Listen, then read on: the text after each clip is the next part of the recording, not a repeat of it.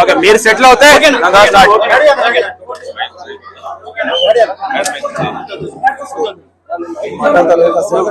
మాట్లాడా చెప్పేసి. అందరికీ నమస్కారం అండి.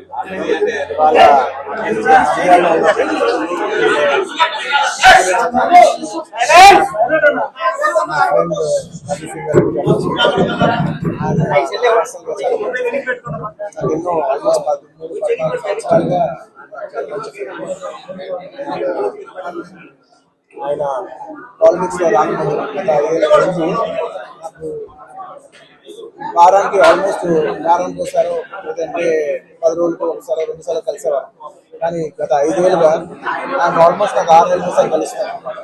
అక్కడ తెలిసి నాకు ఎంత కష్టపడతాను, నిజంగా ఎంత కష్టపడితే మనిషి కోసం వచ్చి కూర్చోవాలని నేను చాలా లోపల నుంచి అనిపించి నేను వచ్చాను. అండ్ ఆయన లాస్ట్ టైం అందరికి తెలిసిందే, క్లోజ్ గా ఫాలో అవ్వాలి తెలుసు. లాస్ట్ టైం ఆయన ఫస్ట్ టైం పాలిటిక్స్ లో వచ్చినప్పుడు నేను ఒక ట్వీట్ పెట్టాను, బెస్ట్ విషెస్ పాలిటిక్స్.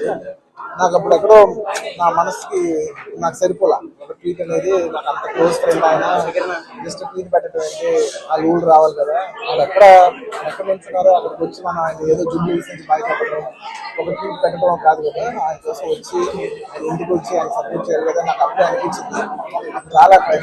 సో ఈసారి ఎలాగైనా మళ్ళీ కంటెస్ట్ చేస్తే రావాలనుకున్నాను, వచ్చాను.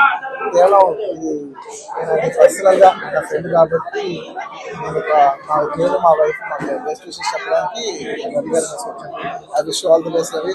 మీరు 5 ఏళ్ళు చాలా కష్టపడ్డారు అండ్ మీరు కష్టపడే విధానం నా మనసు బాగా నచ్చి మిమ్మల్ని ఎలాగైనా సపోర్ట్ చేయాలని వచ్చాను నేను. అంటే అంతకుముందు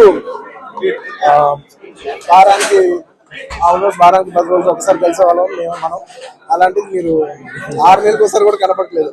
ఎప్పుడైనా ఒక ఊరు ఎప్పుడైనా ఒక సరదాగా వచ్చినా కూడా ఆయన ప్రాణంతో నంద్యాల నన్ను మొత్తం నంద్యాలతో నా రూమ్ లోకి తీసుకొచ్చాడు. ఎప్పుడు అదే మూడుకుంటాడు. సో అంత కష్టపడే మనిషికి ఖచ్చితంగా విజయం సాధించాలని నేను మనస్ఫూర్తిగా కోరుకుంటూ ఆయనకి పొలిటికల్ కెరియర్ లో ఎన్నెన్ని మెట్లునో అవన్నీ ఆయన అచీవ్ చేయాలని, ఆయన అచీవ్ చేస్తే నేను చూసి పర్సనల్ భరిస్తాను. I wish you all the best. Thank you so much. Thank you. నేను చెప్పాలి